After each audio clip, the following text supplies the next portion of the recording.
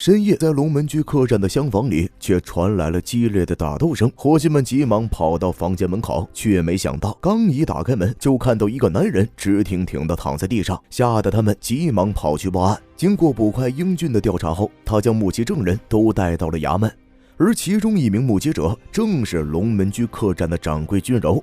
据他称，死者名叫欧阳，是个商人，也是3元班的戏迷。最近这个戏班要在龙门居客栈表演，为了捧花旦玲珑的场，他便提前来到这里。谁知刚走进客栈，就撞上了一名绿衣女子。这绿衣女子也挺泼辣，以为被欧阳占了便宜，气得他直接将欧阳骂了个狗血淋头。欧阳不甘心自己被冤枉成色狼，便和对方吵了起来。结果听到绿衣女子说她是本地知县世伦的夫人，欧阳瞬间怂了，不想惹事的他夹着尾巴溜走了。过后欧阳让他在晚上的时候送一份夜宵过去，没想到刚走到后院，就听到绿衣女子的房间里有打斗声，而欧阳则匆匆忙忙的从里面出来，回到他的房间。看到这里，他便感觉事情有些不对。这时伙计们也听到打斗声跑了过来，几人便一起来到绿衣女子的房间。刚打开门，就看到她晕倒在地上，右手还握着一把带血的匕首。他们害怕欧阳出事，又急忙来到他的房间，却没想到欧阳已经断气了。如此说来，这名绿衣女子就有了很大的嫌疑。于是世伦便派英俊将绿衣女子带到公堂上，他要看看君柔口中的这名绿衣女子到底是谁。没想到绿衣女子真是他的夫人秀玉。他询问秀玉当时的事发经过，秀玉哭哭啼啼地称，当晚他睡到半夜，突然就感觉有人在抚摸他的肩膀，顿时吓得睁开了眼睛。在微弱的灯光下，他还是凭着对方的衣着认出此人是白天轻薄他的欧阳。慌乱中，他便拿起床边凳子上的短刀刺向了欧阳。没想到一番打斗后，他竟被欧阳打晕了。等他再次醒来时，就听说欧阳就已经死了。世伦听到秀玉的话，心中感到疑惑，难道欧阳是被秀玉慌乱中杀死的吗？回想着秀玉对过程的描述，世伦突然反应过来，秀玉的屋里怎么会有短刀呢？面对世伦的询问，秀玉也懵了。当晚他休息的时候，房间里根本就没有这把短刀。听到这里，世伦便将秀玉暂时收押，等候发落。事后据英俊所说，当时他来到命案现场时，屋里所有的门窗都是从里面锁着的，而唯一的窗户也正对着一处死胡同。次日，英俊和师爷小凤来龙门居吃饭，顺便讨论一下案情。凭着他们对秀玉了解，他根本就不认识欧阳，又怎么会因为一次争吵杀了他呢？正给他们添茶的君柔听到这里，突然想起了一件事儿。在案发当天，他看到欧阳正在看一封信，也不知道信里写了什么。欧阳气急败坏的将信扔在了地上，当时他正好路过，就将信捡了起来。他隐约看到覆水难收几个字，而落款人是一个名叫小红的人。正当他准备细看时，却被欧阳抢了回去。英俊听完后突然想起，当初他在命案现场搜查时，并没有发现君柔所说的那封信，难道是被人暗中偷走了吗？那写这封信的小红又是谁呢？两人思索着便回到了衙门。就在这时，两人接到消息，一名妇人来认领欧阳的尸体。两人急忙来到停尸房，却看到妇人正趴在欧阳的尸体旁痛哭。我早说那个玲珑早晚会害死你的相公，他真是个扫把星，为什么你不听我劝呢？站在他身边的捕快追风感到很奇怪，为什么他会说玲珑是扫把星呢？还没等他问出口，就听妇人说，5年前3元班的严伯生据说也是玲珑的相好，两人在一起没多久，严伯生就死了。现在她丈夫又背着她和玲珑鬼混，也是没有好下场，所以她觉得一定是玲珑害死了她相公。追风听后感到无奈，他看妇人很是伤心，便让人将她带下去休息。这时英俊突然想起，他曾在卷宗里看到过严伯生的案子，当时他只知道严伯生在戏班有个相好，却没想到这个人竟是玲珑。当时大街小巷都在传严伯生脚踏2只船，结果没多久就被杀死，而凶手也被当场抓住了。可令人奇怪的是，时隔5年，凶手还是不承认他杀了严伯生。而且据君柔所说，欧阳在临死前收到小红的信，那小红又是谁呢？难道欧阳也是脚踏2条船吗？几人随后将这些线索告诉了世伦。世伦听后发现这2名死者都与玲珑和小红有关系，便打算着重调查这2个人。他安排英俊和小凤去调查小红，自己则带着追风来3元班找到了玲珑。他们将欧阳惨死的消息告诉玲珑的同时，也在仔细观察玲珑的表情，发现玲珑听到消息后表情没有一丝变化。追风试探性的询问玲珑，欧阳不是他的追求者吗？为什么听到欧阳死的消息却这么平静呢？不料玲珑却说，欧阳是一个很热情的戏迷，也是他的爱慕者。欧阳是追了他很久，但是这却不代表他就要接受欧阳。正当追风准备再次询问时，一名男子提着一篮水果走了过来，他告诉玲珑，这是他的戏迷送过来的。追风低头看了一眼，信的封面上正写着小红收，难道玲珑就是小红吗？为了不打草惊蛇，两人便回到了衙门。世伦派追风和英俊暗中调查玲珑，两人跟踪了几天后，就发现玲珑鬼鬼祟祟地走进龙门居，他们觉得可疑，便跟了上去。只见玲珑偷偷走进命案现场，两人很是疑惑，便趴在门缝里偷看，不料竟看到玲珑正撅着屁股趴在地上找东西。只见他从床底下摸出一对耳环后，便松了一口气，看样子这对耳环是玲珑的，难道他是凶手吗？想到这里，他便急忙打开门，将玲珑捉拿回衙门。公堂上，世伦询问欧阳是否是玲珑所杀，没想到他竟直接承认了。他称当初欧阳追他的时候，他并不知道欧阳是有妇之夫，等他知道的时候，两人已经在一起了。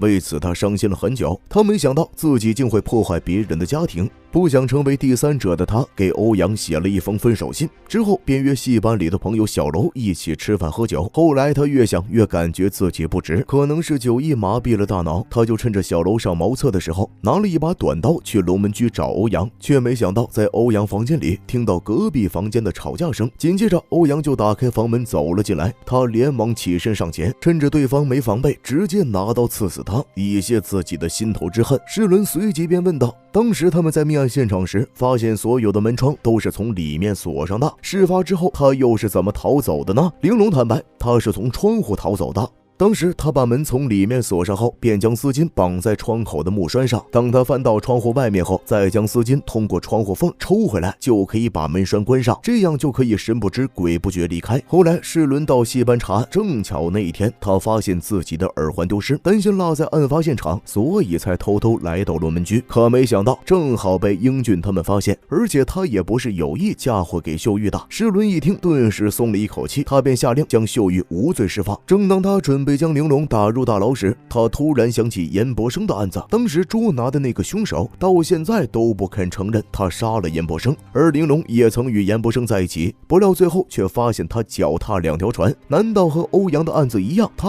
也是因为惨遭背叛，所以才痛下杀手吗？可没想到玲珑却否认了。世伦疑惑，既然玲珑都承认欧阳是他所杀，没道理会否认严伯生的案子。思索无果的他命人先将玲珑押入大牢。世伦坐在凳子上，回想着欧阳的案子，又联想到严伯生的案子，发现两者之间有许多共同点。首先，死者都与玲珑关系匪浅；其次，凶案现场的门窗都是从里面锁上的，而且同样都是目击证人看到被害人从凶手的房间离开，然后跑到自己房间死去的。根据这些线索，世伦发现这两起案子的作案手法一模一样，他断定是同一人所为。可玲珑为什么不承认杀死严伯生？难道凶手另有其人吗？就在这时，他突然收到了一封匿名举报信，上面写着3元班的班主利用戏班做掩饰，暗中协助欧阳走私和田玉。事后，班主因为利益冲突杀害了欧阳，并嫁祸给3元班的花旦玲珑，希望知县大人能明察，以免冤枉无辜。看到这里，世伦立马带人来到3元班，通过搜查，世伦发现一个大箱子，上面还带着锁。他询问打杂的，才知道这个箱子是班主的私人箱子。英俊认为这里面一定有猫腻，便拿刀将箱子上的锁砍断。等他将箱子打开，发现里面装的竟然是和田玉，而且上面还放着一个包裹。追风伸手打开一看，里面竟是一把带血的短刀。就在这时，班主醉醺醺的回来了，眼看凶器被衙门找到，班主只能认命，跟着他们回到了衙门。公堂上，班主坦白，他杀欧阳是因为他不想再走私和田玉。当初为了整顿戏班，他曾经向欧阳借了一笔钱，后来欧阳要求他利用戏班偷运和田玉向自己报恩。当时他想着就帮这一次，算是还了欧阳的人情，没想到就是这次的帮忙，竟让他走上了一条不归路。欧阳因为这件事一直威胁自己，如果不帮忙就要到衙门告发他，为此两人大吵了一架。后来他回到戏班后喝了2杯酒，想起自己的遭遇和被欧阳欺骗的玲珑，他就越想越火大，当晚就来到龙门居，偷偷躲在欧阳房门后，然后趁他回房将他杀了。当时为了掩人耳目，他就从窗户逃走，